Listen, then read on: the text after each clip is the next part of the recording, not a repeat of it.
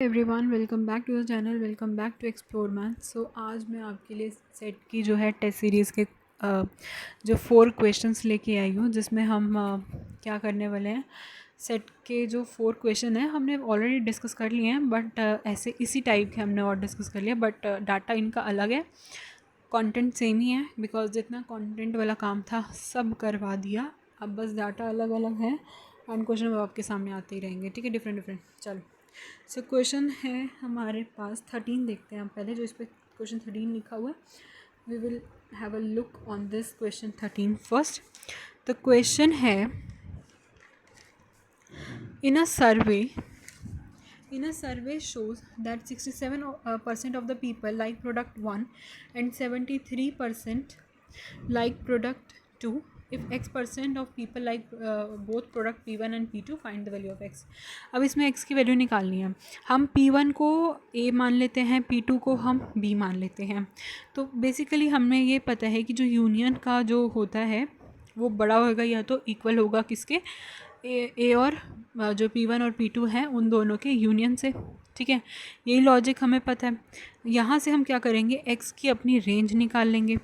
एक कंडीशन हमें ये चीज़ पता है। सेकंड कंडीशन हमें क्या पता है कि जो हम वो देखते हैं ना अपना वेन डायग्राम, उसमें क्या होता है कि ये जो पोर्शन होता है ये पोर्शन छोटा ही होगा, ऑफ कोर्स छोटा होगा अपने बड़े वाले पोर्शन से। तो यानी बेसिकली यहाँ पे अगर मैं बात कर रही हूँ ए की, तो ए या तो ग्रेटर होगा, इक्वल तो नहीं कह सकते बट ग्रेटर देन कह सकते हैं, किससे, ए इंटरसेक्शन बी से, इस वाले पॉइंट से बड़ा ही होगा ना। ठीक है, वो तो उसी दोनों के लॉजिक से हमने क्या निकालना है, एक्स की रेंज निकालनी है एंड देन फिर हमारी एक्स की वैल्यू आ जाएगी। हमने ऐसा सेम टाइप ऑफ क्वेश्चन जो है कर रखा है, अगर आपने नहीं देखा तो वीडियो जाके आप प्ले लिस्ट पर चेक कर सकते हो। ठीक है, एंड इस 13 को जब आप सॉल्व करोगे इसका आंसर आएगा। Okay, I will write it for you. तो आप आंसर लिख लो एक बार इसका, 40x एंड देन 67।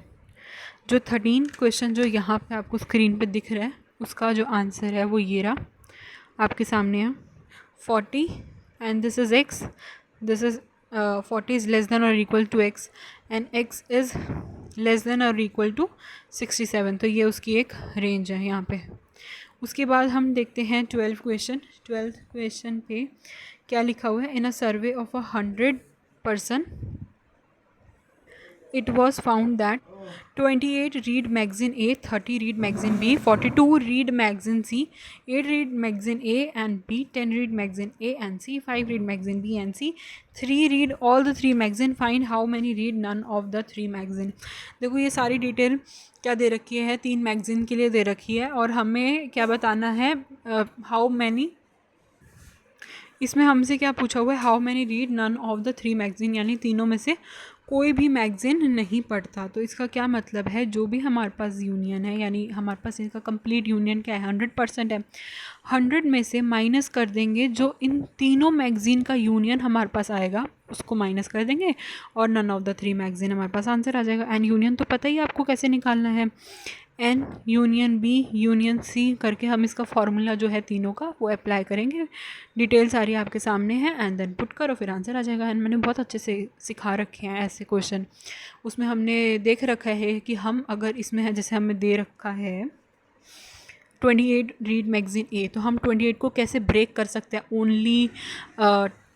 ओनली ए पे, और जो ए और बी का इंटरसेक्शन होता है वो, और जो तीनों का सम होता है उस पे, और जो ए और सी का इंटरसेक्शन होता है उस पे। तो हमने बहुत अच्छे से ये चीज़ समझ रखी है। ठीक है, एंड सेकंड में है how many read magazine C only में कितने बढ़ सकते हैं, वो तो आप जब वेन डायग्राम से इन सभी को क्या करोगे, कैलकुलेट करते जाओगे, फिर आपका सी ओनली बच जाएगा, ए ओनली, बी ओनली बच जाएगा, तो वहाँ से आप सी ओनली भी बता दोगे। एंड जो 12th है, 12th का जो फर्स्ट का पार्ट का आंसर है वो 20 है एंड सेकेंड पार्ट का आंसर है 30। ऑल राइट, तो let's move to the next question. 14 question है एंड 14 क्वेश्चन आपके सामने ये रहा स्क्रीन पे। ऑल राइट, तो इसमें क्या बता रहे हैं, इसमें एक सर्वे है 25 बच्चों का, जिसमें से 15 had taken maths, 12 physics, 11 chemistry, 5 taken mathematics and chemistry, 9 taken mathematics and physics, 4 taken as a physics and chemistry, three had taken all the three subjects. ठीक है, 3 बच्चों ने क्या लिया, सारे सब्जेक्ट्स लिया। अगेन सारी इन्फॉर्मेशन दे रखी है, हम ब्रेक करके इसको लिख सकते हैं और कैसे ब्रेक कर सकते हैं वो मैंने बता रखा है आपको। फर्स्ट क्वेश्चन हमसे पूछा हुआ है ओनली केमिस्ट्री, ओनली फिजिक्स और ओनली मैथ्स। ये तीनों चीज़ें पूछ रखी हैं। देखो जब भी आप ब्रेक करोगे ना क्वेश्चन को, तो क्या होता है कि जैसे, वेट अ मोमेंट, हमारे पास वेन डायग्राम के थ्रू हम देखते हैं ना, जैसे ये 3 चीज़ें हैं।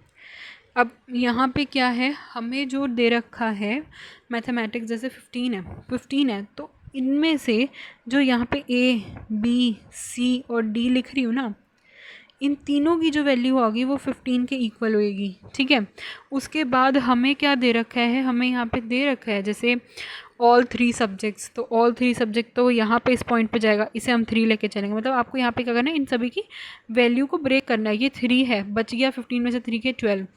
तो अब A, B, C इन तीनों की वैल्यू किसके इक्वल होगी, 12 के इक्वल होगी। ठीक है, तो यहाँ से जो A और B में जो कॉमन वाला पार्ट है, A और B का जो कॉमन है, यानी हम ले ले अगर मैथ्स और फिज़िक्स का जो कॉमन वाला पार्ट है दैट इज़ 9, वो कितना है, 9 है।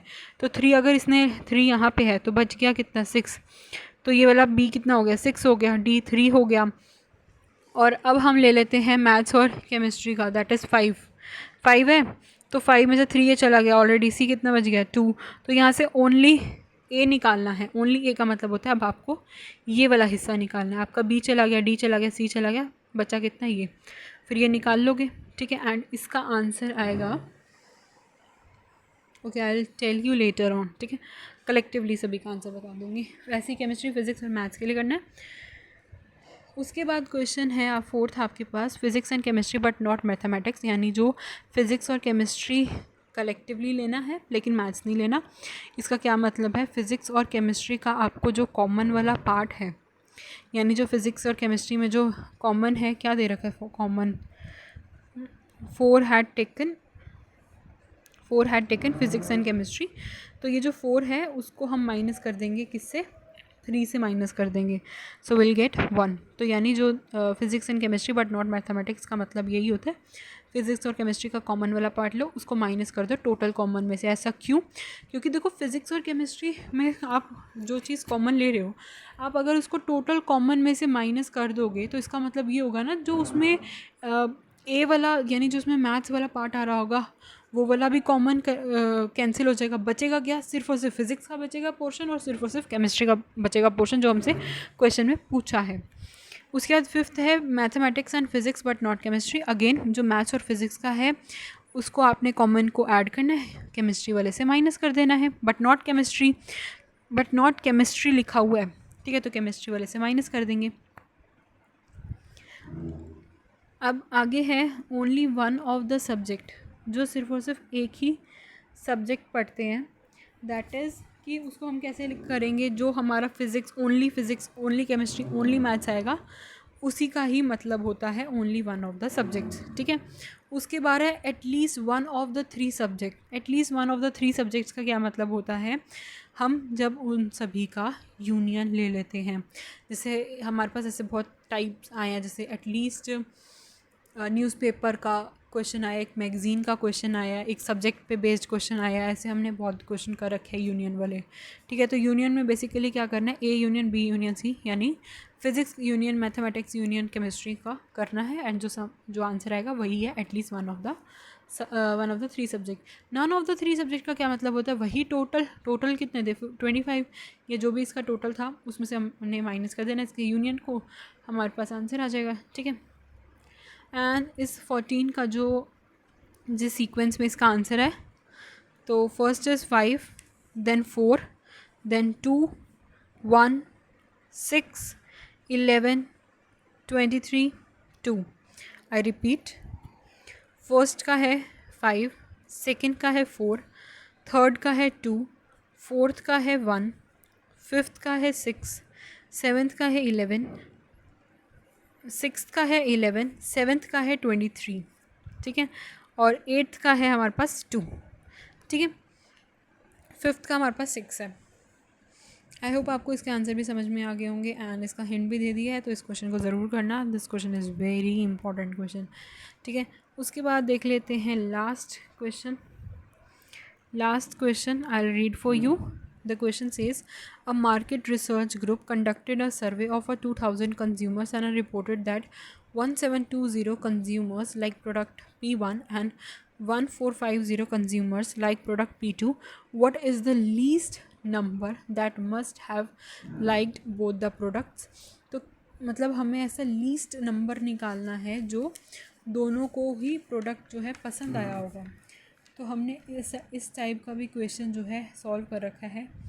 If you know then you know. यानी इसमें बेसिकली क्या करना है, जो आपका यूनियन है वो आपका छोटा होगा किससे, दो P1 एंड P2 के यूनियन से, या तो उसके इक्वल होगा. फिर वहाँ से जो यूनियन का है फॉर्मूला आपने पुट करना है. इंटरसेक्शन की वैल्यू जो होगी वो एक रेंज में आ रही होगी पर्टिकुलरली, तो वो उसकी लीस्ट वैल्यू होगी. ऐसा हमने क्वेश्चन किया है पहले भी, जिसके अंदर हमने ग्रेटेस्ट वैल्यू भी पढ़ रखी है एंड लीस्ट वैल्यू भी कर रखी है. बट इस क्वेश्चन में अभी हमसे लीस्ट नंबर पूछा है, यानी लीस्ट वैल्यू पूछी है, तो आपको उसी का आंसर देना है. And the answer of this question is 1170. 1170. ठीक है, तो ये है 4 क्वेश्चन आपके सामने हैं एंड ये टेस्ट सीरीज़ के क्वेश्चन हैं.